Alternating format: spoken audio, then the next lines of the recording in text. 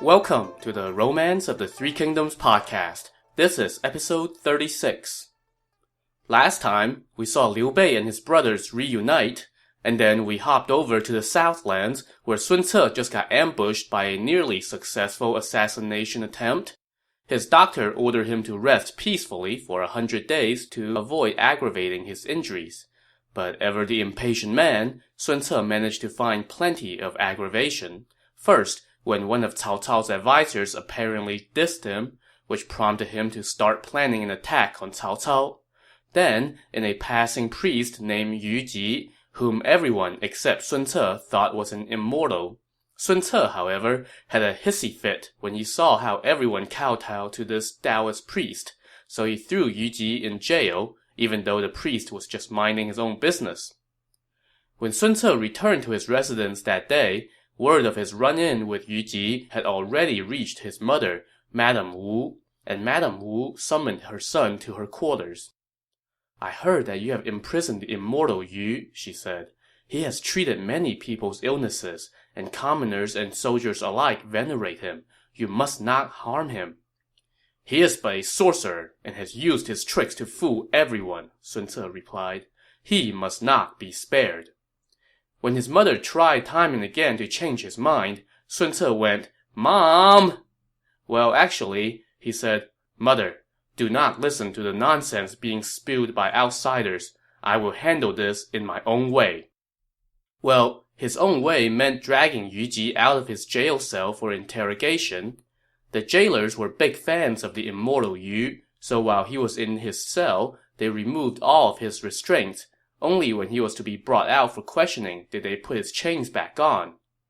When Sun Ce heard about this, he did not take kindly to the news. He severely punished the jailers and tossed Yu Ji back in his cell, in chains and cangue this time. Meanwhile, dozens of Sun Ce's officials, including his top advisor Zhang Zhao, signed a memorial to him begging him to spare Yu Ji, but this just aggravated Sun Ce even more.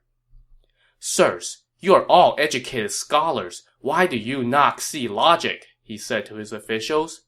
The former imperial protector of Jiao province believed such false doctrines. He often strummed his zither, burned incense, and bound his head with a red handkerchief, claiming they helped to stimulate his army. And yet, he was killed by the enemy. Such superstitions do nothing. But you have not yet realized that. I intend to execute Yu Ji to alert the people to such deceptions." One of Sun Ce's advisors, Lu Fan, tried to give Yu Ji a way out. "I have often heard that priest Yu can control the weather," he said. "We are in the midst of a drought. Why not order him to summon rain to atone for his offense?" "Fine, let's see what that sorcerer will do," Sun Ce said. So he ordered his men to fetch Yu Ji and release him from his restraints. He then ordered the priest to go to the top of an altar and pray for rain. Yu Ji accepted the command and proceeded to take a bath and change his clothes, since apparently one has to be clean to get on the same page with heaven. He then bound himself atop the altar under a blazing sun, while people flooded the streets to get a glimpse of the immortal at work. "I shall pray for 30 inches of rain to bring relief to the people," Yu Ji told the spectators. "However, I still cannot escape death." "But if your prayer is effective, his lordship will surely be convinced," the crowd said. "My allotted time is up," Yu Ji replied. "I don't think I shall escape my fate." Momentarily, an order from Sun Ce arrived at the altar. If no rain falls by noontime, Yu Ji was to be burned alive. The guards were ordered to build a pyre while everyone waited for noon to roll around. As the designated hour drew near, a wild wind began to rage and dense clouds converged. "It's almost noon," Sun Ce said. "I only see clouds, but no rain. He is nothing but a fraud." So he ordered his men to throw Yu Ji onto the pyre and start the fire. Just as the pyre was lit, a trail of black smoke soared toward the sky, and with a loud crackle came thunder and lightning, followed by a torrential downpour. Mere moments later, the streets had turned into an overflowing river, reaching 30 inches of rain with plenty of room to spare. At that moment, Yu Ji, lying flat on the pyre, let out a loud shout, and the storm ceased, and the sky immediately cleared up and the sun came back out from behind the clouds. Everyone, from officials to civilians, helped Yu Ji off the pyre, untied him, and bowed to him to express their gratitude. Now, if you thought Sun Ce would finally see the light after this little demonstration, you would be wrong. And seeing everyone paying no heed to their clothes being soaked and kneeling in the water to pay homage to Yu Ji only made him angrier. Rain is determined by heaven and earth, Sun Ce scowled. This sorcerer just got lucky. Why are you all so ecstatic over nothing? He then gripped his sword and ordered the guards to execute Yu Ji at once. When his officials tried to dissuade him, he got even angrier. Are you all trying to follow Yu Ji into rebellion? Well, since he mentioned the R word, all of his officials shut up and did not dare to beg anymore. Sun Ce then ordered his guards to proceed. One of the guards swinged his knife, and Yu Ji's head hit the ground. A trail of bluish smoke rose from his body and floated toward the northeast. Sun Ce then ordered the corpse to be put on public display as a warning against superstitions. A storm raged overnight. The next morning, Yu Ji's body had vanished. When the guards who were supposed to be, guarding the body, reported this to Sun Ce, he became aggravated again and wanted to execute the guards. But suddenly, he saw a man striding toward him. It was none other than Yu Ji. In a fit of anger, Sun Ce was just about to pull out his sword to kill the priest again, when he suddenly fainted and collapsed to the ground. His attendants hurriedly helped him into his quarters, and it was a while before he came to. Sun Ce's mother, Madame Wu, now came to check on him and said, "My son, you brought this calamity upon yourself by wrongfully killing the immortal." But Sun Ce laughed this off. "I have followed my father on campaigns since I was young. I have killed countless people. Where is the logic in believing that killing this one person would bring calamity? If anything, killing that sorcerer eliminated a potential calamity, not caused one." "Things have gotten this bad because you refuse to believe," Madame Wu said. "You need to do some good deeds to atone for it." "My life rests in the hands of heaven," Sun Ce said. "A sorcerer can never harm me. What do I have to atone for?" Well, Madame Wu was getting nowhere with her son, so she took a different tack. She secretly instructed the attendants to go out and do some good deeds on her son's behalf. Around 9 o'clock that night, Sun Ce was lying in his bedchamber when suddenly a chilling wind swept through the room, blowing out the candles before they flickered back to life again. In the dim candlelight, Sun Ce saw Yu Ji standing by his bed. "I am dedicated to exterminating the supernatural from the world of men," Sun Ce screamed. "You are but a ghost from the shadows. How dare you approach me?" As he spoke, Sun Ce pulled out the sword hanging by his bed and chucked it at Yu Ji, but just as quickly as he appeared, the priest vanished again. When Sun Ce's mother heard about this, she became extremely worried. Sun Ce, trying to put her mind at ease, tried to put up a strong front despite his wounds, but she was not buying it. She told him, "Confucius said that the ghostly spirits possess inexhaustible potency. He also said, 'Pray ye to the spirits dispersed above and concentrated below.' We can't not believe in ghosts. You wrongfully killed Priest Yu. How can there be no retribution? I have ordered services for your health to be held in the Temple of Precious Clarity. You should go in person and pray. Then things will settle down." Well, Sun Ce did not dare to disobey his mother's wishes, so he begrudgingly rode in his sedan chair to the temple. The priest there welcomed him in and asked him to offer incense. In an act of defiance, Sun Ce did indeed offer incense, but he did not offer any prayers or apologies for what he had done. Suddenly, the smoke from the incense hung low in the air and formed a canopy. Atop this canopy sat, you guessed it, Yu Ji. When Sun Ce saw this, his temper flared up again, and he spat, cursed, and stomped out of the sanctuary. As he was walking away, he saw Yu Ji perched on the temple gate, glowering at him. "Do you see that demon?" Sun Ce asked his followers, but everyone said no. This made Sun Ce's blood boil even more, and he hurled his sword at Yu Ji. Where the sword landed, a man fell, but when everyone gathered around the body, they saw that it was the guard who had executed Yu Ji. The sword had been lodged in his head, and blood poured from every orifice of the corpse. Sun Ce ordered the body be removed and buried, but as he walked out of the temple, he saw Yu Ji walking in through the gate.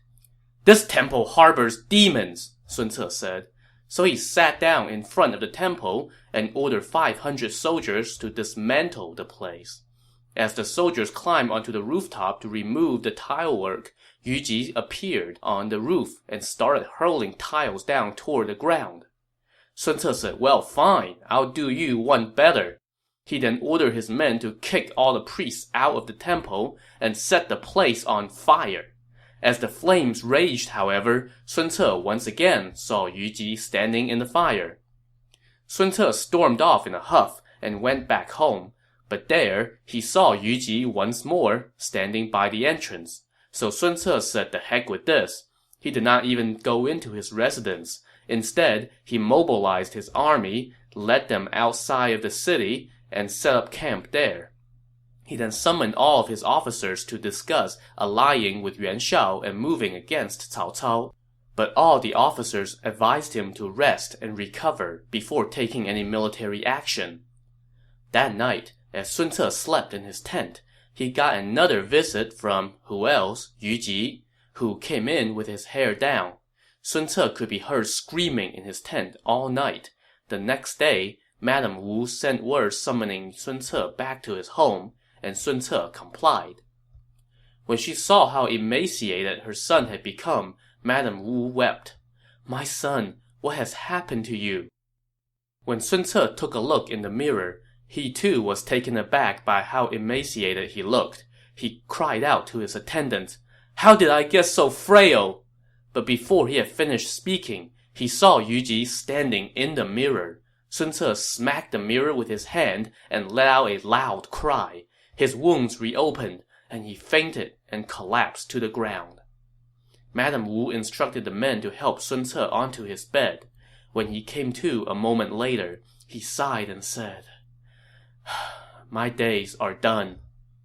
And so the leader of the Southland summoned his officials, led by Zhang Zhao, as well as his younger brother Sun Quan, to his bedside. "In this time of upheaval, there is great potential in the Southlands," he told them. "We have a substantial population and the natural defense of the rivers. I now ask Zhang Zhao and all of you to help my brother." He then took his seal and cord, both of which are symbols of power, and gave them to Sun Quan, and he told his brother, "When it comes to mobilizing the masses of the Southlands, making snap decisions on the battlefield, and contending with adversaries for dominion, you are not my equal. However, when it comes to finding and using capable men and getting the most out of everyone to preserve the Southlands, I am no match for you. Never forget how difficult and painful it was for your father and elder brother to build what we have, and be ever vigilant in guarding it." In other words, I did all the hard work in carving out this little empire, so don't screw it up. For his part, Sun Quan cried bitterly as he prostrated to receive the seal and the cord. Sun Ce then turned to his mother and said, "Your child's time is up, and I can no longer serve you, good mother. I have transferred power to my younger brother. I hope you will guide him and instruct him to never neglect those who have served his father and brother." At this, Madame Wu wept and said, "But what if your brother is too young to shoulder such a great burden?" "My brother's talent is 10 times mine," Sun Ce said. "He is up to the task. If there is an internal problem you cannot resolve, consult Zhang Zhao. If there is an external problem that you cannot resolve, consult Zhou Yu. My only regret is that Zhou Yu is not here, and I cannot give him these instructions myself." Sun Ce now turned to his other younger brothers and told them, "After I'm dead, you all must lend Sun Quan your full support. You also must band together to root out anyone in our clan who harbors thoughts of treason. Any renegade from our own flesh and bone may not be buried in our ancestral grave." All of his brothers wept and accepted this command. Sun Ce then turned to his wife, Da Qiao, and said, "We must unfortunately part midway through our journey. Honor my mother with your filial love. When you see your sister, ask her to tell her husband Zhou Yu to faithfully serve my brother, for the sake of our friendship." And with that, Sun Ce closed his eyes and breathed his last. He was but 26 when he died. A poet later praised him thus: "His triumphs in the Southlands made men declare Xiang Yu lives again. With the cunning of a tiger set to lunge, and the decisiveness of an eagle poised to plunge, his dominion made the South secure, and carried his fair name across the realm. Leaving behind an unfulfilled ambition, he charged Zhou Yu to bring it to fruition." When he saw that his brother had died, Sun Quan wept on the floor in front of the bed, but Zhang Zhao now admonished him, "My lord, now is not the time for your tears. You must see to the funeral arrangements and take charge of the affairs of state." So Sun Quan dried his eyes, and Zhang Zhao told Sun Quan's uncle Sun Jing to take care of the funeral arrangements. He then asked Sun Quan to go out and receive the acclamation of the officials in the Great Hall. Now, you might notice that Sun Quan's name sounds quite similar to that of one of Liu Bei's advisors, Sun Qian. Of course, there are no relations between the two, and the similar sounding names might cause some confusion. Most of the time, for the rest of the novel, it's going to be pretty clear whether we are talking about the leader of the Southlands or Liu Bei's advisor, but in the rare cases where there might be some confusion, I'll be sure to clarify which one I'm talking about. So the Sun Quan is gonna be around for quite a while, so we should have a little introduction. He had a square jaw and a broad mouth, with jade green eyes and a purplish beard. Some years ago, an envoy from the Han court visited the Southlands, and he met all the sons of the house of Sun. And after this, the envoy said, "In my view, though these sons of Sun all have their own splendid talents, none are fated to live long, except for Sun Quan. His striking and heroic looks and massive frame indicate that he is destined for nobility and long life." Well, that prognostication is nice and all, but right now Sun Quan had bigger concerns, like establishing himself as the leader of the Southlands and managing a transition of power that is fraught with uncertainty. He got some good news, however, when he got word that Zhou Yu had led his troops back from Baqiu, the key strategic location that he had been defending. "With Zhou Yu back, I can breathe easy now," Sun Quan said when he heard this news. As it turned out, Zhou Yu was already on his way back. He had heard that Sun Ce was injured in an ambush and was coming back to check on him. But en route, he heard that Sun Ce had already died, so he traveled day and night to come mourn his old friend. When he saw Sun Ce's casket, Zhou Yu wept and prostrated on the ground. At that moment, Madame Wu came out and relayed to Zhou Yu the final instructions from Sun Ce. Upon hearing his friend's request that he help Sun Quan, Zhou Yu prostrated again and said, "I shall do my utmost, to the day I die." Momentarily, Sun Quan entered, and Zhou Yu bowed. "I hope you will not forget my brother's final instructions," Sun Quan said. "I would have my innards and brain strewn across the ground to repay his benevolence," Zhou Yu said as he touched his head on the floor. "Now that I have inherited this territory from my father and brother, how shall I preserve it?" Sun Quan asked. "Since ancient times, he who finds able men shall prosper, while he who does not shall perish," Zhou Yu said. "You should seek out men of knowledge and vision to aid you. Only then will the Southlands be secure."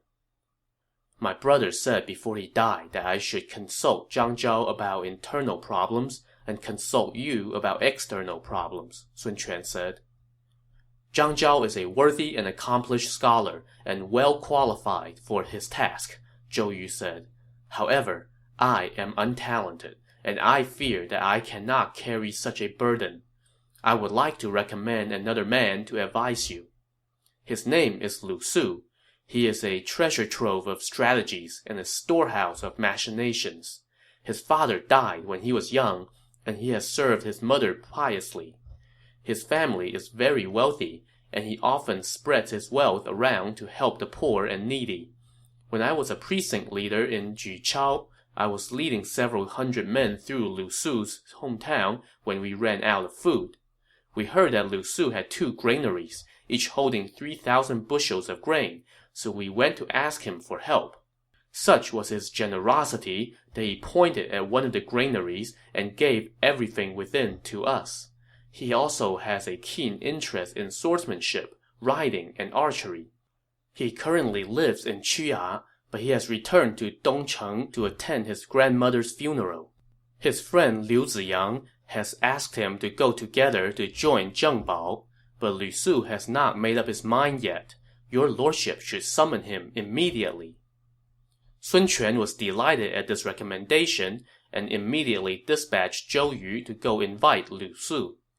When Zhou Yu saw Lu Su, he relayed Sun Quan's intentions to invite Lu Su into his service. Recently, Liu Ziyang has asked me to go with him to join Zhengbao, and that is what I'm planning to do, Lu Su said. Remember the words that Ma Yuan said to the founder of the Eastern Han, Zhou Yu said to his friend. In times like these, not only does the liege choose his official, but the official also chooses his liege. General Sun nurtures men of merit and welcomes scholars. He is a rare find. There is no need to think about any other plans. Just come with me to the Southlands. That is the right course. Zhou Yu's words persuaded Lu Su, and he followed his friend to see Sun Quan. Sun Quan received Lu Su with great respect and held discussions with him that lasted all day. Then one day, after all the other officials had taken their leave, Sun Quan asked Lu Su to stay and share wine with him. That night, they laid on opposite ends of the same couch, which is a pretty high honor for an official. In the middle of the night, Sun Quan asked Lu Su, "Right now the house of Han is teetering, and there is unrest everywhere. Now that I have inherited the unfinished task left to me by my father and brother, I wish to emulate the hegemons of old and take the emperor under my protection. What do you think?" "Back before the founding of the Han dynasty," Lu Su answered, "the supreme ancestor tried to do something similar, but his rival Xiang Yu frustrated all his efforts. Right now, Cao Cao can be compared to Xiang Yu, so how can you, general, emulate the hegemons? I don't expect the house of Han to survive," Lu Su continued, "and Cao Cao will not be eliminated. Your best course of action is to establish a firm foothold in the Southlands and watch how things evolve in the rest of the realm. Right now, while the north is preoccupied, you should eliminate Huangzu, attack Liu Biao, and control the Yangtze River in its entirety. Then, you should establish your imperial title and turn your sights on the rest of the realm, as the supreme ancestor did." Sun Quan was so impressed and delighted by this advice that he put his robe back on, stood up, and thanked Lu Su. The next day, he rewarded Lu Su handsomely, and also sent fine clothes and other valuable gifts to Lu Su's mother to show his gratitude. Lu Su also recommended another man to Sun Quan. This guy was named Zhuge Jin. Note that his last name is 2 syllables, Zhuge, rather than the more common one-syllable Chinese last name. He is from Nanyang. He is a learned scholar and very filial son. Sun Quan treated him as an honored guest, and Zhuge Jin advised Sun Quan to give Yuan Shao the silent treatment and get on Cao Cao's good side, and then wait for an opportunity to make his move. Sun Quan agreed, so he sent Yuan Shao's messenger, Chen Zhen, back to Yuan Shao with a letter that declined an alliance. Meanwhile, in Xuchang, Cao Cao got word that Sun Ce had died, and he thought about invading the Southlands. But Zhang Hong, an advisor from the Southlands whom Cao Cao had kept at court for a while, said, "Invading someone while they're in mourning is not an honorable act. If you do not succeed, then you would have turned amity into enmity. Why not take this opportunity to treat the South with kindness instead?" Cao Cao agreed with his assessment, so he made Sun Quan a general and the governor of Huiji. He also made Zhang Hong the military commander of Huiji and sent him to the Southlands to deliver the seal of office. Sun Quan was delighted with his promotion and happy to get Zhang Hong back, so he asked Zhang Hong to work with Zhang Zhao in administering the Southlands. Zhang Hong also recommended another man named Gu Yong, a disciple of the former renowned court counselor Cai Yong. Now this Gu Yong was a man of few words who abstained from alcohol. He was both severe and forthright. Sun Quan appointed him as a governor's deputy and the acting governor. With all these capable men joining his service, Sun Quan's prestige spread across the Southlands, and he earned the admiration of the people. Meanwhile, Chen Zhen returned to Yuan Shao and told him, "Sun Ce is dead. Sun Quan has inherited control of the Southlands. Cao Cao has made him a general, and they have formed an alliance." Well, Yuan Shao was not happy about this development at all, so he immediately mobilized the armies of the 4 provinces under his control, totaling some 700,000 men, and resumed his long-stalled advance on Xuchang. As this massive army advanced on the strategic crossing of Guandu, Cao Cao's general Xiahou Dun, who was defending that location, sent an urgent dispatch to the capital. Cao Cao responded by leaving his advisor Xun Yu to oversee things in the capital, while he mobilized an army of 70,000 to meet the enemy. That's right, 70,000 against an enemy numbering 700,000. The odds certainly did not appear to be in Cao Cao's favor. One of Yuan Shao's former advisors, however, did not think so. Tian Feng, whose loyal but unpleasing advice had landed him in Yuan Shao's prison, now wrote a letter to his master, saying, "The thing to do right now is to wait for the right opportunity. You cannot rashly mobilize a huge army, or things could end badly." When this letter reached Yuan Shao, one of his other advisors, Feng Ji, who had never gotten along with Tian Feng, took the opportunity to badmouth his former rival. "Your lordship is mobilizing an army in the name of honor," Feng Ji said to Yuan Shao. "How dare Tian Feng speak such ill words?" Yuan Shao was angered by this, and he wanted to execute Tian Feng. His officials talked him out of it, but only for now. "Once I defeat Cao Cao, I will deal with him," Yuan Shao said. He then ordered his army to advance. His troops were so numerous that their banners covered the fields on which they marched, and their weapons looked like trees in a forest. This immense force marched to Yangwu and set up camp. Another advisor, Ju Shou, now said to Yuan Shao, "We may have the numerical advantage, but our troops are not as fierce as Cao Cao's. Cao Cao's army may be sharp, but they do not have as much provisions as we do. Since they lack provisions, it is in their best interest to fight a battle soon, but it is in our best interest to delay. If we can drag this out, the enemy would be defeated without battle." Yuan Shao, however, was not having any of this. "I'm already going to execute Tian Feng upon my return for trying to damage my army's morale. How dare you follow his lead?" So Yuan Shao ordered his men to imprison Ju Shou within the camps, also to be dealt with after he had defeated Cao Cao. He then ordered his army to set up camp, which spanned some 30 miles in all. Alright, so after much anticipation and delay, Cao Cao and Yuan Shao are about to throw everything they've got at each other. To see how this showdown will turn out, tune in to the next episode of the Romance of the Three Kingdoms podcast. Thanks for listening.